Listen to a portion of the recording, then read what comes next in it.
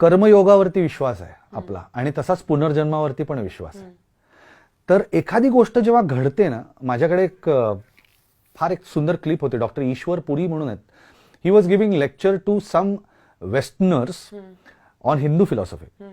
आणि ते म्हणले की Hindu philosophy is based on 4 pillars. Number 1, ते म्हणाले की जी गोष्ट जेव्हा व्हायची असते, घडायची असते, तेव्हाच ती घडते. त्याच्या आधीही घडत नाही, नंतरही घडत नाही. ज्याला आपण योग नाही हो असं म्हणतो. तेव्हाच ती घडते. Number 1. Number 2, don't carry guilt, don't carry regret. जे घडलं ते सोडून द्या. त्याचा गिल्ट किंवा रिग्रेट घेऊ नका, कारण की ते तसंच घडणार होतं. ते तसंच घडणार होतं. तुम्ही काहीही करू शकणार नव्हतात त्याच्यासाठी. त्यामुळे मी असं करायला पाहिजे होतं, मी असं वागलो असतो तर हे झालं. ते तसंच होणार होतं. So don't carry guilt, don't carry regret. 3, कुठलाही माणूस जो आयुष्यात तुमच्या येतो, तो माणूस कुठल्या तरी कारणासाठी येतो. You don't meet anyone without a reason. तो माणूस तुला काहीतरी शिकवण्यासाठी आलेला आहे, तुला काहीतरी लेसन देण्यासाठी आलेला आहे, तुझ्याकडनं पैसे काढून घेण्यासाठी आलेला आहे, तुला मनस्ताप देण्यासाठी आलेला आहे, तुझे 4 क्षण आनंदी करण्यासाठी आलेला आहे. परत तो माणूस दिसलाही नाही तुला. पण प्रत्येक माणसाचं तुझ्याशी काहीतरी कनेक्शन आहे. ह्या आयुष्यात नाही, आधीच्या आयुष्यात. मागच्या आयुष्यात मे बी 2 व्यक्ती शत्रू असतील, ह्या जन्मात ते नवरा बायको सुद्धा असू शकतात. कारण काय राहिलंय, काहीतरी राहिलंय पूर्ण करायचं. हा 3रा पॉइंट होता. You don't meet a person without a reason. आणि number 4, what is over is over. जी गोष्ट संपते त्याच्याकडे परत जाऊ नका. जे संपलंय ते संपलंय.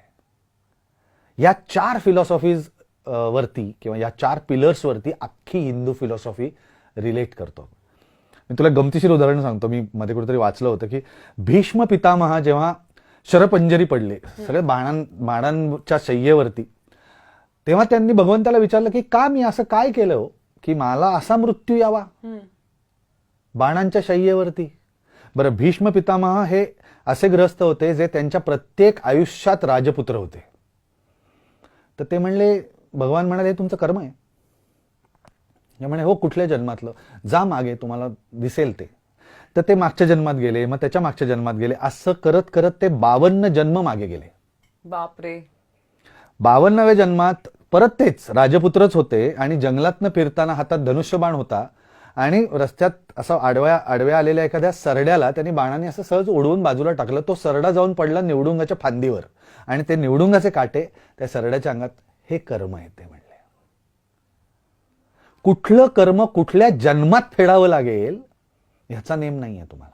म्हणून असं होतं बघ, माझ्याही आयुष्यात अशी अनेक माणसं आहेत, काय चांगला माणूस आहे यार, त्याच्या आयुष्यात का घडावं रे असं.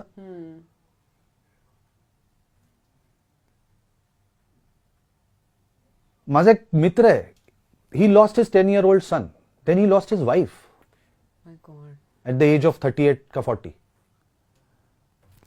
का व्हावं? अत्यंत उत्तम माणूस आहे, अत्यंत मदत करणारा माणूस आहे, अत्यंत हुशार माणूस आहे. असं होतं बघ आपल्या आजूबाजूला. का रे त्याच्याच बाबतीत असं का घडलं? या जन्मातलं नाहीये ना बाबा. आपण बघतो की दुर्दैवाने एखाद्याला खूप म्हणजे खरंच I feel really bad, so unfortunate that लोकांना मेंटली हँडिकॅप मुलं होतात. त्या आईवडिलांकडे बघितल्यावर वाटतं काय माणसं आहेत यारी, का त्यांच्या नशिबी असं आलं, का त्यांना एक छान गुणवंत मुलगा किंवा मुलगी नाही पदरात टाकली देवानी. ह्या जन्मातलं नाहीये ना ते. हा, ते ह्या जन्मात पुण्य कमवतायत जे पुढे उपयोगी येईल. पण ते आधीच आहे ते कुठेतरी कम्प्लीट करायला लागतं ना सर्कल. ते कम्प्लिशन आहे. म्हणजे मला कायम असं मला विचार पडायचा तेव्हा की पण हे सगळं वाचल्यानंतर मला ते सगळं चित्र क्लिअर झालं की अच्छा असं आहे. कारण आपल्याला खूप वाईट वाटतं बघ की एखादा चांगला माणूस आहे आणि चांगल्या माणसाच्या आयुष्यात वाईट घडलं की आपल्याला वाईट वाटतं, पण त्याचा आपण विचार नाही करत. तर त्याची उत्तर मला मिळाली की ह्या आयुष्यातलंच नाहीये रे ते. सो डोंट वरी. माझे खूप चांगले आमचे फॅमिली फ्रेंड्स आहेत, अत्यंत परोपकारी, सगळ्यांना मदत करणारे, 30व्या वर्षी मुलगा गेला. का? पुत्रशोक तर कोणालाही नसावा.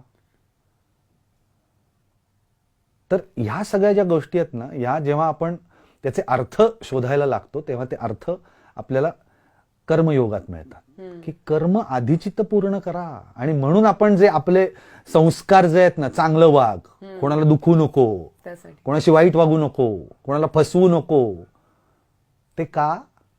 It will help in the next life.